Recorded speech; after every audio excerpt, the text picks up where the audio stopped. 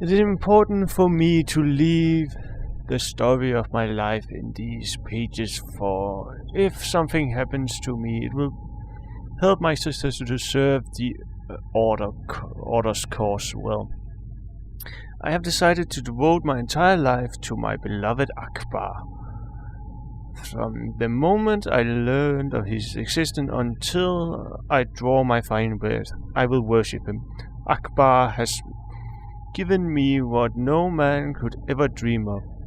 I will remember the blessed day I met Lord Long. It was in the year 240. Immediately we met each other's eyes, a powerful affinity between us became apparent. He was like a second father to me, and I am sure that for him I was the son he never had. Sometimes after, when I made my first real entrance to the cult, he made it known to me that I should be his successor. How much of this is? Plenty of pages. When I was still a novice, he told me everything about the cult and about Akbar himself.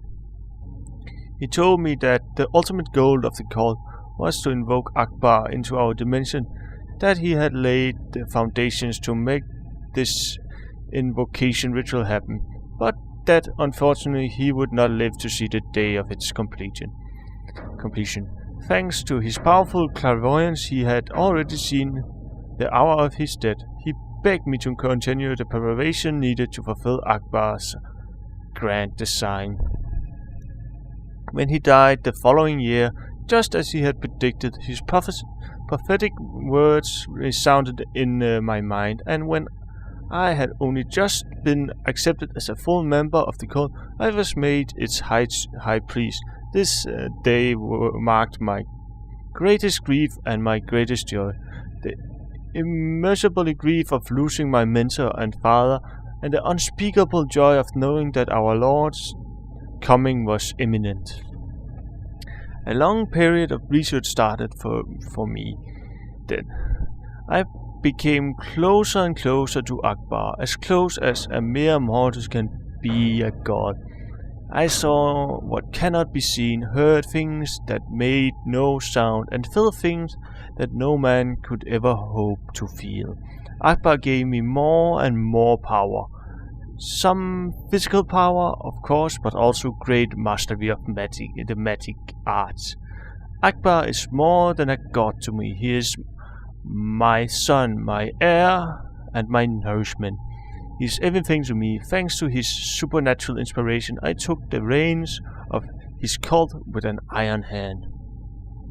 I began by purging the cult of members that no longer served a useful purpose. Unsatisfactory results now proved as dangerous to these individuals as their shoddiness was to ourselves. After this essential task had been completed, I had time to plan every aspect of Akbar's survival, right down to the finest detail. It was essential that our order remain completely covered until it was too late to do anything to stop us. This is when I learned that fallen Orber planets had guessed my true purpose and had desired to oppose Akbar's coming with the help of the Noten. To stop the Noten from getting involved, I made some important decisions. First, I sent an assassin to kill Orber planets, who had become too great a danger. Second, I brought forward the date of the Akbar's coming. However, we did not have everything in place to invoke him. Therefore, I ordered that we step up the frequency of sacrificing non-believers by rounding them up in large numbers. Women and even children would do. I had no time to discriminate. Further, I stepped up the intensity of our prayers, encouraging more and more members of the cult to give themselves in sacrifice so that Akbar would finally hear our prayers. Day after day, I marvel at the sum of knowledge and power that Akbar made available to me. To my amazement, Akbar promised to give me even more upon his arrival, and that he would leave the destiny of Arx in my hands. I better bring this. Locked.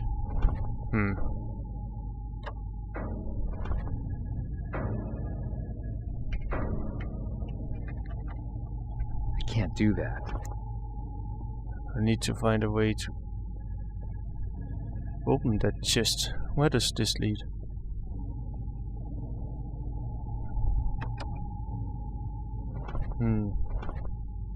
That's an interesting symbol. What if I use these rocks of Akbar?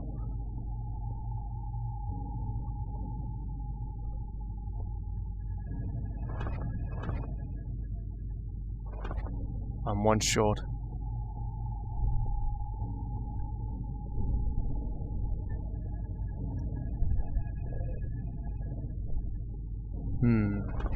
It's gonna be a long shot. Locked. That's still locked. What just happened? Something make Well.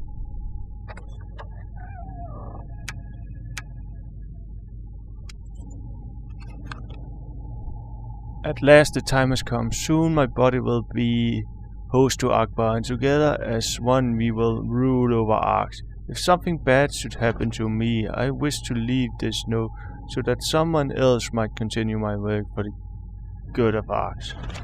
Well, I'm gonna take it so nobody will. Now, what happens if I place this here?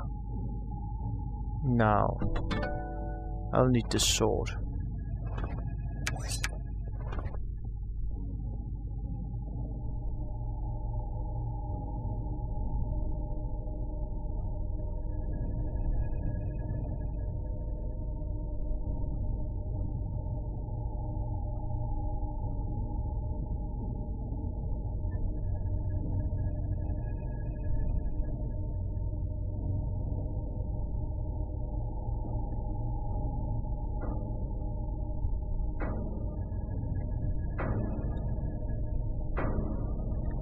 Now, overplay. Now,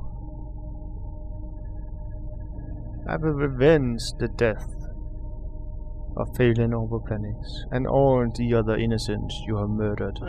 You come here seconds too late. Now I can face you in combat, Guardian. I shall never return to the building. But you, on the other hand, are about to return. Right now.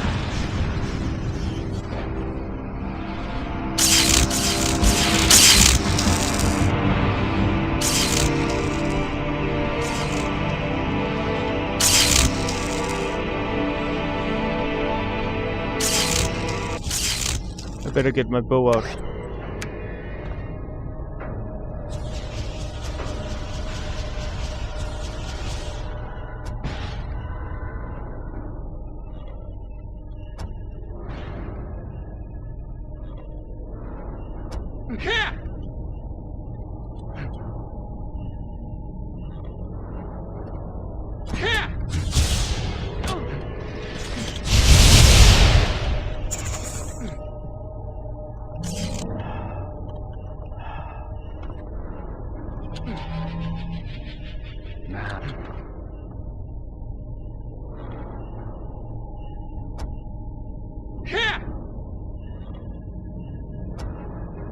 For wild thing.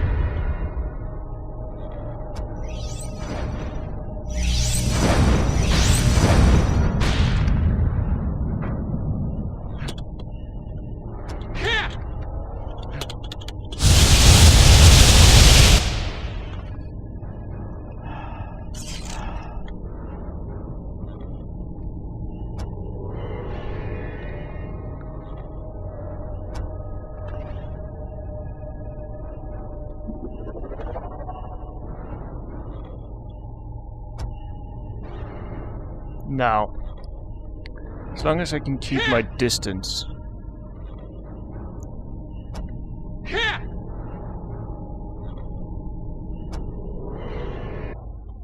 No! How did you? No!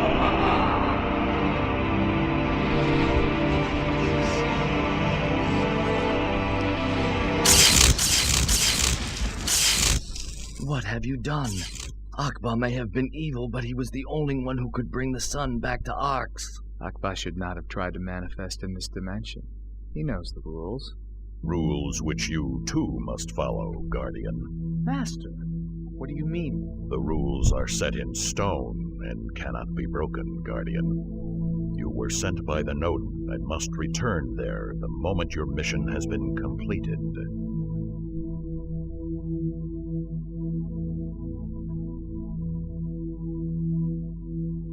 And Arx's son, was Servius telling the truth? Do not worry about this phenomenon. Quite simply, it is not within the Noten's power. Also, things may not be as you have perceived them. I know you have been through powerful experiences here, but the power you have acquired makes you too dangerous for this world. The consequence of your staying here any longer could be disastrous. And I have many other missions for you. Allow me to bring you back within our fold. Very good, Master.